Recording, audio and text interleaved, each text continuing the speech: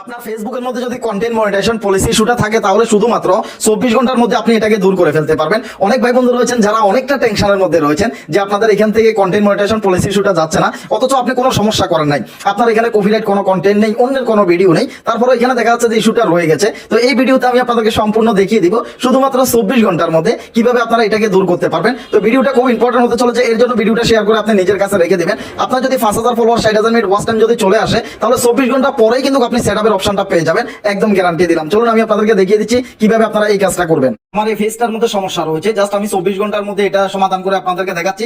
এখানে monetization tab রয়েছে, just আমি এখানে ক্লিক করলাম। এখানে ক্লিক করার পরে এখানে ইনস্টিম অ্যাড রয়েছে, দেখতে পাচ্ছেন। আমার এখানে যে ফেসটা রয়েছে এই ফেসটার মধ্যে 60টা শর্ত এখানে ফিল আপ হয়ে গেছে, দেখতে পাচ্ছেন। শুধুমাত্র একটা শর্ত এখনো ফিল আপ হয় না, এটা হচ্ছে কন্টেন্ট মনিটাইজেশন ইস্যু, দেখতে পাচ্ছেন। তো এটা আমি ঠিক করে আপনাদেরকে দেখাবো একদম প্রমাণ সহকারে। তো প্রথমত জাস্ট আপনারা এখানে আসবেন, এখানে আসার পর এটা আপনারা একটা স্ক্রিনশট নেবেন। জাস্ট আমি এটাকে একটা স্ক্রিনশট নিচ্ছি, এখানে দেখতে পাচ্ছেন আমি একটা স্ক্রিনশট এখানে নিয়ে নিলাম। তো আপনারা একটা স্ক্রিনশট এখান থেকে নিয়ে নেবেন। জাস্ট এরপর আমি ব্যাকে আসতেছি, আমি ব্যাকে আসলাম। ব্যাকে আসার পর এখানে দেখতে পাচ্ছেন ফেজ রিকমেন্ডেশন যেটা রয়েছে এখানে আপনারা ক্লিক করবেন।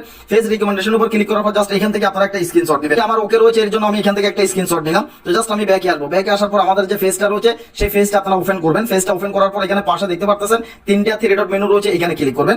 এখানে ক্লিক করে এই ফেজটার লিংকটা আপনারা এখানে কপি করবেন। জাস্ট আমি এটাকে কপি করলাম। জাস্ট এরপর আপনারা একটু ব্যাকে আসবেন। ব্যাকে আসার পর এটা সেটিং এ চলে যাবেন। জাস্ট এখানে সেটিং যে অপশনটা রয়েছে আমি এখানে সেটিং অপশনটার মধ্যে এখানে চলে আসলাম, দেখতে পাচ্ছেন। তো সেটিং এর উপরে দিয়ে এখানে হেল্প এন্ড সাপোর্ট রয়েছে, দেখতে পাচ্ছেন। এখানে আপনারা ক্লিক করবেন। হেল্প এন্ড সাপোর্টের উপর ক্লিক করার পর এখানে দেখতে পাচ্ছেন রিফুট এ প্রবলেম রয়েছে, এখানে আপনারা ক্লিক করে দিবেন। এরপর জাস্ট একটু নিচের দিকে আসবেন, এখানে দেখতে পাচ্ছেন কন্টিনিউ টু রিফুট এ প্রবলেম রয়েছে, এটার উপর আপনারা ক্লিক করে দিবেন। এটার উপর ক্লিক করার পর জাস্ট এখানে দেখতে পাচ্ছেন ইনক্লুড রয়েছে, এখানে আপনারা ক্লিক করে দিবেন। জাস্ট আমি এখানে ক্লিক করে দিলাম। তো আপনাদের যদি ফেজের সমস্যা হয় তাহলে এখানে আপনারা পেয়ে যাবেন ফেজটা, এখানে দেখতে পাচ্ছেন এখানে ফেজ রয়েছে। যদি প্রোফাইলের সমস্যা হয় তাহলে প্রোফাইল রয়েছে, দেখতে পাচ্ছেন। জাস্ট আমার এখানে ফেজের সমস্যা, এর জন্য আমি ফেজের উপর এখানে ক্লিক করে দিলাম।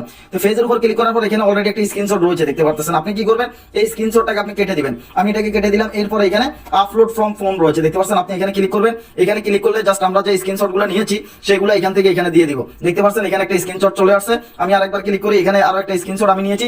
এই দুটো স্ক্রিনশট এখানে আপনারা এখানে কিছু একটা লিখতে হবে উপরে। তো উপরে কি লিখি সেটা আমি আপনাদেরকে দেখাচ্ছি। জাস্ট আমি এখানে অলরেডি এগুলো লিখে রাখছি, আমার প্রোফাইলের মধ্যে এগুলো লেখা রয়েছে। আমি এই ভিডিওটার ফার্স্ট কমেন্টে এটা দিয়ে দিব, ভিডিওটার প্রথম কমেন্টে এটা দিয়ে দিব। আপনারা এটা কপি করে জাস্ট আপনারা আবেদনটা করতে পারবেন। তো আমি এটা কপি করে ফেললাম, দেখতে পাচ্ছেন।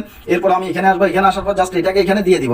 এই লেখাটা আপনারা অবশ্যই প্রথম কমেন্টে পেয়ে যাবেন। তো এরপর এখানে একটা বাংলা লেখা রয়েছে, দেখতে পাচ্ছেন। এই লেখাটার মধ্যে জাস্ট যে ফেজটার সমস্যা রয়েছে সেই ফেজটার লিংকটা এখানে আপনারা দিয়ে দিতে হবে। আমি সেই ফেজটার লিংকটাকে এখানে দিয়ে দিব। আমি চার্জে ক্লিক করলাম। এরপর আমার যে ফেজটা রয়েছে এই ফেজটা ওপেন করলাম। এখানে তিনটা থ্রি ডট মেনুতে ক্লিক করলাম। এটার লিংকটাকে আমি কপি করলাম, দেখতে পাচ্ছেন। কপি করলাম। কপি করার পরে জাস্ট আমি এখানে আসবো।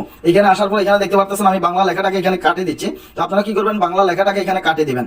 জাস্ট বাংলা লেখাটাকে আমি এখানে কেটে দিচ্ছি, এটা কাটে দিলাম। এরপরে ফেজটা এখানে ফেজটার যে লিংকটা রয়েছে এটা আপনারা এখানে পেস্ট করে দিবেন। পেস্ট করে দিয়ে জাস্ট আপনারা এখানে উপরে যে একটা টিপার রয়েছে, দেখতে পাচ্ছেন, রিপোর্ট সেন্ড রয়েছে, এখানে আপনারা ক্লিক করে দিবেন।